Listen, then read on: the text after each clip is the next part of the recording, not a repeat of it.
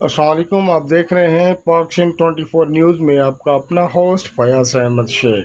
پاک سنگھ 24 نیوز کی خبر نشر ہونے کے بعد سندھ کے وزیر اعلیٰ مراد علی شاہ نے کراچی ضلع ملیر کے عبداللہ شاہ غازی گوٹھ میں نوٹس لے لیا۔ وزیر اعلیٰ مراد علی شاہ عبداللہ شاہ گوٹھ میں حملہ، فائرنگ، لاٹھی چارج اور شیلنگ کا نوٹس لے لیا۔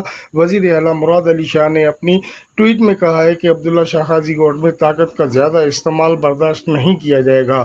اصل حقیقت جاننے کے لیے میں نے انکوائری کا حکم دے دیا ہے۔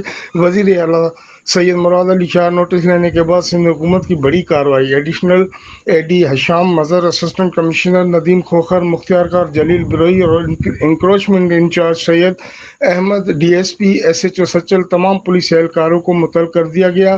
میری نظر میں قانون کی حکمرانی ہونی چاہیے۔ وزیر اعلیٰ مراد علی شاہ نے معاملات کے حقائق جاننے کے لیے ایک کمیٹی تشکیل دی گئی ہے۔